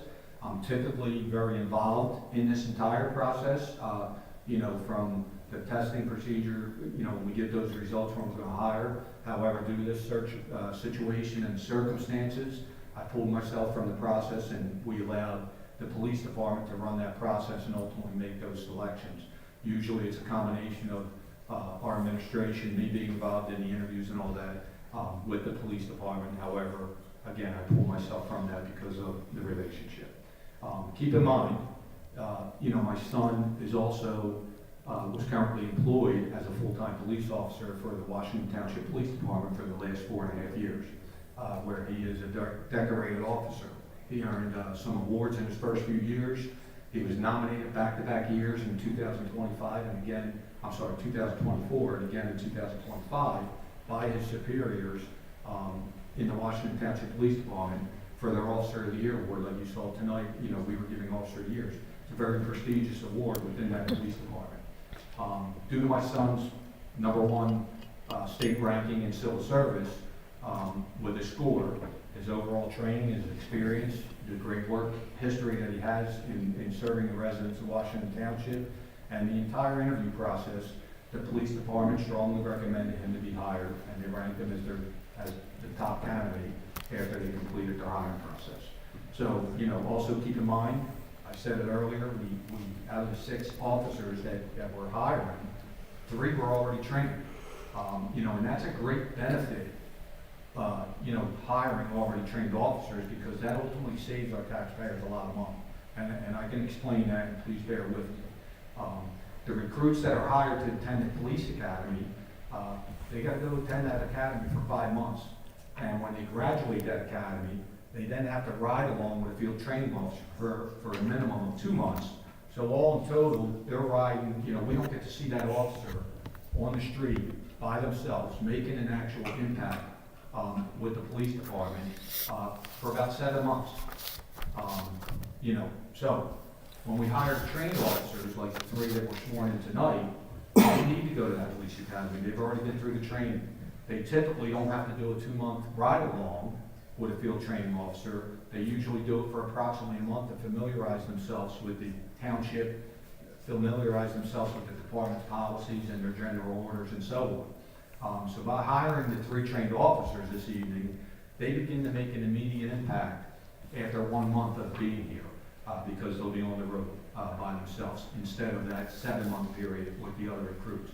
Therefore saving the taxpayers about 6 months of salary for each of those trained officers, because we're not paying them for that 6 months to sit in the classroom and get trained. Also, another great benefit is when you're operating a department shorthanded, as we were shorthanded, as I said, 6 people, that starts to create overtime. It creates officer safety issues and so on. So again, hiring trained guys, getting them on the streets a lot sooner ultimately saves this township money. So as you can see, it's a great benefit to hire trained officers when they're on that civil service list and they're available to be hired. And the reason I say all this is because I'm sure certain people in this township, they're going to attack me on this, and they'll attack me for political purposes. It's an election year, everybody knows that. So this isn't anything new that's happened in this police department or in this township. It's been done before this way because of how we are regulated through the Civil Service Commission and under their control as far as the testing, scoring, rankings, and the certifications, as well as all their guidelines. As most know, I am very transparent. I like to hit things head on. I'm upfront and very honest when it comes to these situations, and this situation is no different. So this township hired the top 6 candidates in this process, and we're very pleased with the trained officers. We're very pleased with the recruits that we put into the academy. It doesn't matter with civil service when they rank their list. As far as if you're trained or not, each maintain that rank.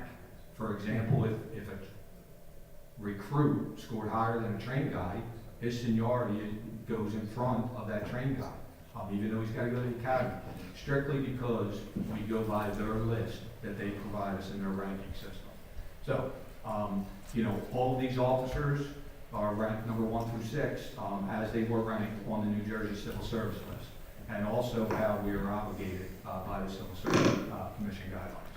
So again, and you can mark my words, certain people are going to use this, you know, to make every attempt to utilize it against me for their own political and personal benefits. But at the end of the day, I stand by this. It is the right decision for this township, and we're always going to continue to do the right thing, and this was the right thing. So with that, I'll give somewhat of a brief report. We met 2 weeks ago at our January 28th meeting. Since then, Thursday, January 29th, I attended the Gloucester County Mayor's Association meeting. The main topic of discussion was obviously the snowstorm that we had. I know I reported at the January 28th meeting on how we approached the storm. We were prepared. You know, it was a very difficult storm. You know, it wasn't so much the snow, the amount of snow and the freezing rain that came after. It was the freezing temperatures that followed for almost 2 weeks. During this Mayor's Association meeting, all 24 mayors expressed that they experienced similar situations, just like we did here in Monroe Township. I know many people took to social media, blasting our township, you know, claiming we were the only town that still had snow and ice covered roads, which was simply not true. It was verified by all these mayors at the Gloucester County Mayor's Association meeting, who all, you know, indicated that they were getting blasted too for the same reasons. So again, I asked everybody to be patient. You know, if the streets were still covered, you know, people need to be safe. They need to go a little bit slower. Now that the temperatures are warming up this week, you know, our hope is that all this ice and snow will finally melt.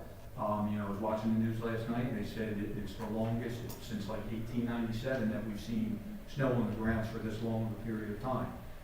You know, we still have crews out there. Due to residents not being able to clear their properties, especially along routes where kids go to school, we were asked by the superintendent to possibly provide some assistance the other day on Clayton Road with some properties, and, you know, our Parks and Recs, you know, Director Bruno sent crews out there. We were able to address that. There was some other social media posts saying about Main Street. We were able to take care of that. You know, again, we don't know of certain situations if people don't call us. You can't always go on social media and, you know, then on there and expect us to be monitoring all that. You know, we try to do our best, but it's a simple phone call to our office, 856-728-9800, extension 202, that goes directly into the mayor's office.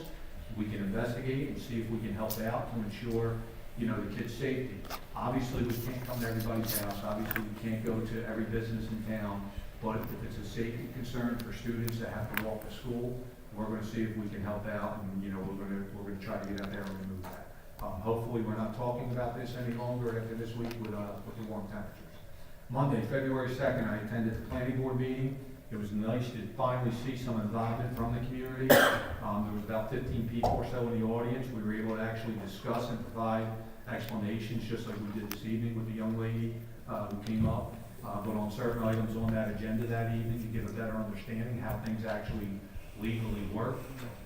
You know, the hot topic as of late was the HACSA project, which is, you know, this council, as we discussed, passed a resolution to go back to, you know, the planning board, and we hope to, again, have some of those answers by March 2nd. Monday, February 9th, I attended our Black History Month celebration at our Quaker Community Center. It's a very special and notable year for Black History Month, as it is the centennial year of celebrating Black history. Once again, great job by our community affairs department, led by our director, Tom Park, and the supervisor, Brandy Dario. I know our employees, you know, and all the volunteers that always help out, they do a fantastic job for our community. Some of those people are just volunteers that are there. So great job by all of them. We had a few guest speakers, Mr. Quandel Iglesia, who is also one of our elected school board members. Quandel shared some of his experiences. We also had a historian, Dr. Johnson, who was there, who shared a wealth of history and knowledge, some of that history right here in Monroe Township in our community. So we're going to do a lot of research on that, but we thank both of them for sharing their knowledge. I also want to thank those council members that were in attendance that evening, our council president, Ms. Adams, our council vice president, Mr. O'Reilly, our ordinance chair, Mr. Don Heavily, Councilwoman Fox, you know, and Councilman Brian Cove. I also want to thank our Gloucester County Commission Deputy Director, Mr. Jim Jefferson, for attending and always participating here in Monroe Township. He's always stopping in and supporting our functions. I would also like to congratulate this evening the new officers that were sworn in, their families. I would also like to congratulate Officer Matt Gordon as the Monroe Township Police Officer of the Year, as well as Sergeant Dan Marino as the Monroe Township Police Department Supervisor of the Year, as well as their families. That's a big time award and a big time accomplishment, so congratulations to them. Lastly, I would like to extend congratulations to now Sergeant Roy Pearson on his promotion to sergeant, as well as his family. You know, again, it's well deserved. I also attended 3 other business meetings over the past 2 weeks, and I officiated 2 weddings, and that will conclude my report. Thank you. Thank you. Deputy Mayor Kurz? Not to be repetitive, but I'd like to also congratulate the new officers, Sergeant Pearson, Officer Matt Gordon, and Sergeant Dan Marino on their release tonight. And that concludes my report. Thank you. Solicitor Mrs. Grace? Nothing to report, thank you. Business Administrator Mr. Dehart? No report, thank you. Director of Code Enforcement Mr. Sebastian? No report, thank you. Director of Community Affairs Mrs. Park? No report, thank you. Director of Parks and Recreation Mr. Bruno? No report, thank you. Director of Public Safety Mr. Rump? No report, thank Director of Public Works Mr. Dilks? No report, thank you. Chief Financial Officer Ms. Boyer? No report, thank you. Police Chief McBride?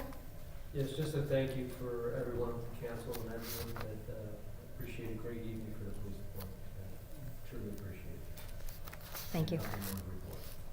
Mr. Cope? No report, thank you. Mrs. Fox? No report, thank you. Mr. Heverly?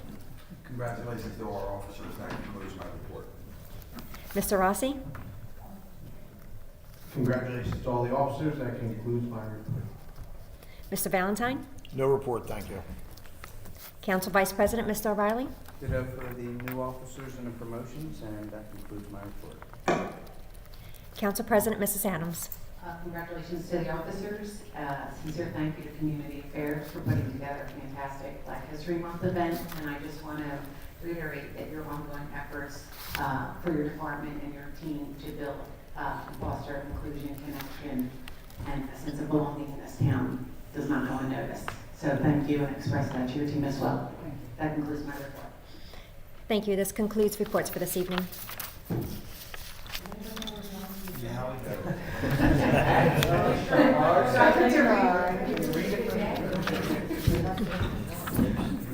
Any objections?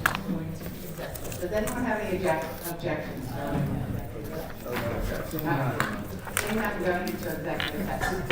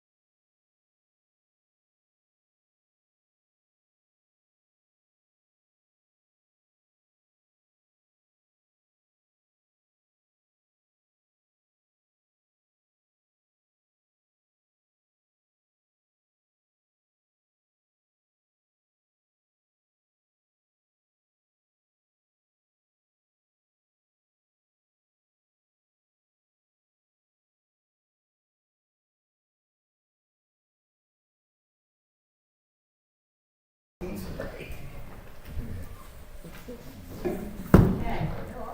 Coming back to the meeting, no action is required. Trying to figure out where we are. Resolutions. Resolutions, all right, there we go. Motion bracket. Can I have a motion to bracket resolution? I did. Motion to bracket. Second. All in favor? Aye. Any opposed? Okay, can I have a motion to bracket resolution R8 2026 to R105 2026? Motion. Second. May I have a motion to approve resolution R80 2026 to R105 2026? Motion to approve. Second. All in favor? Aye. Any opposed? Madam Clerk, I recuse myself on resolution 82, please. Okay, thank you. Turn this portion over to Council Ordinance Chair, Councilman Henry. Thank you very much, President Adams. Ordinances, motion to open public portion for ordinances scheduled for second reading. Motion. Second. All in favor? Aye. Opposed? Anyone wishing to speak on ordinances scheduled for second reading this evening? Seeing none, do I have a motion to close public Motion. portion? Motion. Second. All in favor? Aye. Opposed? Ayes have it.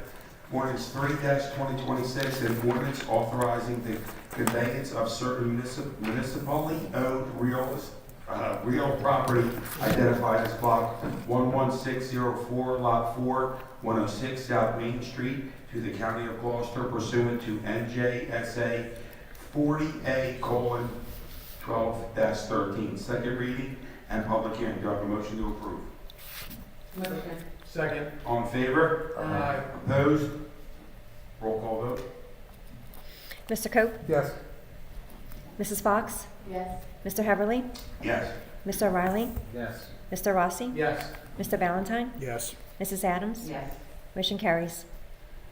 Ordinance 4-2026, an ordinance authorizing the conveyance of certain municipality-owned real estate property identified as block 14301, lot 47, 1210 Glassboro Road to the County of Gloucester pursuant to the NJSA 40A:12-13. Second reading and public hearing. Do I have a motion to approve? Motion. Second. All in favor? Aye. Opposed? Roll call vote. Mr. Cope? Yes. Mrs. Fox? Yes. Mr. Heberly? Yes. Mr. O'Reilly? Yes. Mr. Rossi? Yes. Mr. Valentine? Yes. Mrs. Adams? Yes. Motion carries. Ordinance 5-2026, an ordinance of the Township of Monroe adopting the Cross Keys redevelopment plan pursuant to the local redevelopment and housing law, NJSA 40A:12A-1 for the property located at block 101, lots 2.01, 8, 11, 12, 13, 15, 17, 18, and 39. Second reading and public hearing. Do I have a motion to approve? Motion. Second. All in favor? Aye. Opposed? Madam Clerk, roll call. Mr. Cope? Yes. Mrs. Fox? Yes. Mr. Heberly? Yes. Mr. O'Reilly? Yes. Mr. Rossi? Yes. Mr. Valentine? Yes. Mrs. Adams? Yes. Motion carries. Ordinance 6-2026, an ordinance of the Township of Monroe adopting the High Top redevelopment plan pursuant to the local redevelopment and housing law, NJSA 40A:12A- for the property located at block 12503, including lots 16, 17, 18, and 19. Second reading and public hearing. Motion to approve. Motion. Second. All in favor? Aye. Opposed? Roll call vote. Mr. Cope? Yes. Mrs. Fox? Yes. Mr. Heberly? Yes. Mr. O'Reilly? Yes. Mr. Rossi? Yes. Mr. Valentine? Yes. Mrs. Adams? Yes. Motion carries. Ordinance 7-2026, an ordinance of the Township Council of the Township of Monroe to amend Chapter 69 of the Code of the Township of Monroe entitled Police Division of. This is pending council and ordinance chairman approval. First reading and publication. Do I have a motion to approve? Motion. Second. All in favor? Aye. Opposed? Ayes have it. Ordinance 8-2026, an ordinance of the Township Council of the Township of Monroe authorizing the sale of the township-owned land. Motion to approve? Motion. Second. All in favor? Aye. Opposed? Ayes have it. Ordinance 9-2026, an ordinance of the Township of Monroe, Gloucester County of Gloucester, State of New Jersey, establishing a no-knock registry and supplementing Chapter 230 of the Township Code. Do I have a first reading and publication? Motion to approve? Motion. Second. All in favor? Aye. Opposed? Ordinance 10-2026, an ordinance of the Township Council of the Township of Monroe to amend Chapter 37 of the Code of the Township of Monroe entitled Fire Services. First reading and publication. Do I have a motion to approve? Motion. Second. All in favor? Aye. Opposed? Let's have it. 11-2026, an ordinance of the Township Council of the Township of Monroe to amend Chapter 39 of the Code of the Township of Monroe entitled Fire Department. First reading and publication. Do I have a motion to approve? Motion. Second. All in favor? Aye. Opposed? Ordinance 12-2026, an ordinance fixing the salaries of the officers and the employees of the Township of Monroe in the County of Gloucester, State of New Jersey. First reading and publication. Do I have a motion to approve? Motion. Second. All in favor? Aye. Opposed? Ayes have it. Ordinance 13-2026, an ordinance of the Township Council of the Township of Monroe, County of Gloucester, repealing Chapter 243 of the Code of the Township of Monroe entitled Rent Leveling. First reading and publication. Do I have a motion to approve? Motion. Second. All in favor? Aye. Opposed? Ayes have it. I now turn this portion of the meeting back over to President Adams. Thank you. Does any member of council have any new business they want to discuss? Seeing none. Any unfinished council would like to discuss? Seeing none. One more time, opening up the general public discussion. Make a motion to open the public portion. Motion. Second. All in favor? Aye. Any opposed? Anyone in the public wishing to speak during the general public portion? Sure. Okay, may I have a motion to close the public portion? Motion, please. Second. All in favor? Aye. Any opposed? May I have a motion for adjournment? Motion. Second. All in favor? Aye. Any opposed? Meeting adjourned.